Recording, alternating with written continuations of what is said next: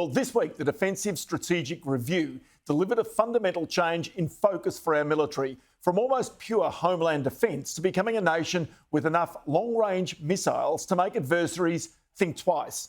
Part of the government's response, announced Friday by Defence Minister Richard Marles, is a $4 billion investment to build stockpiles of missiles and to establish local production.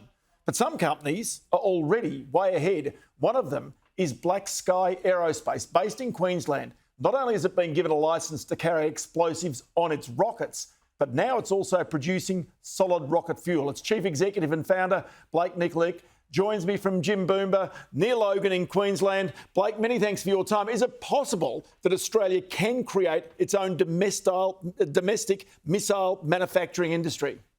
Absolutely. Not only is it possible, we're already in the process of doing that. We've been developing guided weapons now for a couple of years, so we're well underway as a company and with many partners that are also ready to deliver on this capability. OK, so just explain the importance of this from a sovereign risk point of view, because right now, if we're relying on overseas countries, friends, allies, to give us the missiles that we might require, where does Australia really fundamentally become, well, vulnerable as a result of that? Sure, there's many variables that come into play here. Specifically, no one ever thought that some of our supply chains could be cut, and that's whether by sea or air. And as the environment, the geopolitical environment is changing, there's a lot of tension in different regions, which will see some of these areas become even scarce to do this. We had, obviously, the pandemic, and that drove a lot of resilience or requirement for resilience, because products that we used to rely on just no longer are available in Australia. So having that capability and capacity in Australia to be able to build technology on a range of different products is so critical. So as we progress forward, we just don't know what will happen with some of these climates. So it's very important that we have that capability in-house, in-country. OK, so we're seeing some vision here of some of your rockets being fired from the back of utes, being fired out on your rocket range. Just explain the capabilities of some of the missiles that you've already created. Right, so there's a range of different rockets that we have created, and this technology spans from small, short range, a couple of kilometres, up to long range. So we have fired off the back of traditional utes, in this case a Holden Colorado.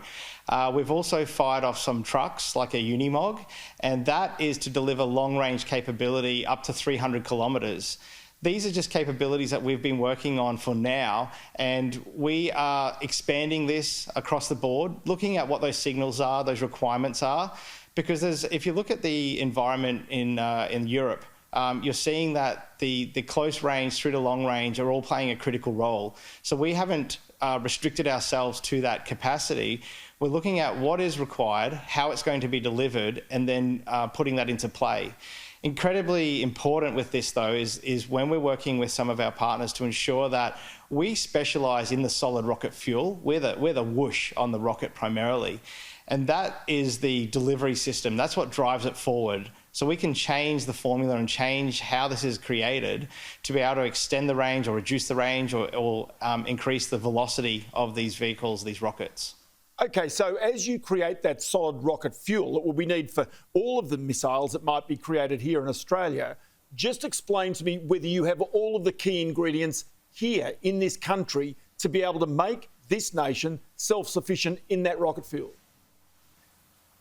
So traditionally, no. We've been heavily relying on importing a lot of those products. So much like the completed system themselves, the raw chemicals, or what we call precursors, have traditionally had to be imported. And this has been quite tricky because sometimes we have challenges around licensing and availability. What we've seen in Europe in recent times has almost depleted the entire global stock. If we look at the Artemis program, the Moon to Mars that NASA are running, those vehicles are using a phenomenal amount of rocket fuel on them. And the two outside boosters, or solid rocket boosters as they're known as, they chew up an incredible amount. So supply across the world is so depleted, it's been very, very tricky to ensure that we have the right availability. So we're taking steps towards ensuring that that will be fixed and that even the raw chemicals, the precursors, are available in Australia. And is the key one ammonium perchloride? Is that what it's called? And where do you get that from? How do you make that here in Australia? Sure. So ammonium perchlorate is an oxidizer. So solid rocket propellant is self-oxidizing, or it creates its own oxygen whilst it's burning. So if you think of a traditional car engine where you'll have fuel and it uses oxygen to combust, the solid rocket fuel has ammonium perchlorate as that oxidizer. There are other chemicals in there, some metal components and rubber, which is used to create the fuel and binder. But that key ingredient, ammonium perchlorate, makes up around 70% of all solid rocket motors. To be able to produce that, there's a couple of base ingredients that are sodium chloride and also an ammonium-based product. Now, traditionally, these things are very available in Australia. We have a big ocean, there's lots of salt around, and ammonia, we're very big users of that for many different environments and different industries. So having those base ingredients is ready in Australia. The ammonium perchlorate, though, has never been produced in Australia, or as far as I'm aware, in the Southern Hemisphere. And we've taken steps towards fixing that. Around 2 years ago, we did an agreement or a contract with the Advanced Manufacturing Growth Centre. So we co-invested into being able to fix that as an issue. We identified this early on in the piece for our own supply in both space and defence. And through that co-investment, we've actually built out the capability that we are now making ammonium perchlorate in country.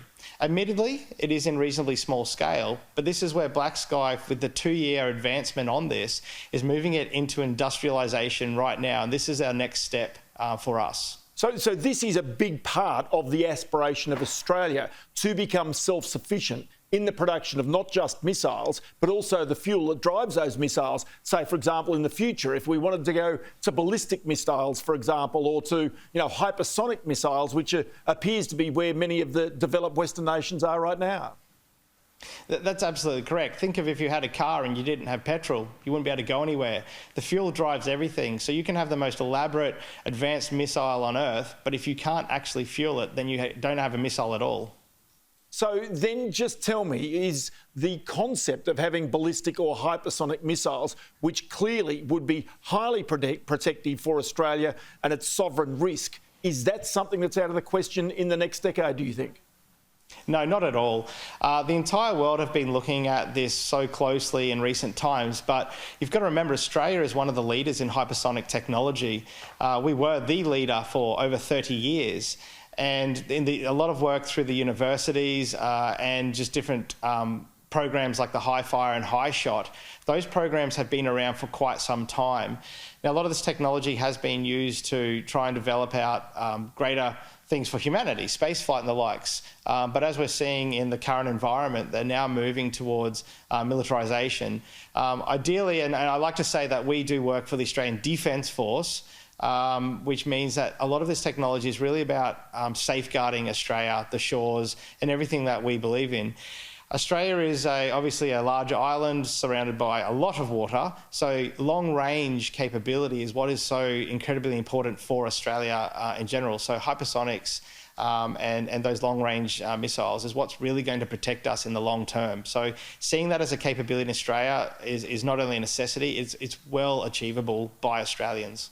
I'll tell you what, it's a great story, this one, and the fact that there is an ingenious small company based in Queensland doing all of this really is a credit. Blake Nikolic, founder of Black Sky Aerospace, many thanks for your time on the program today.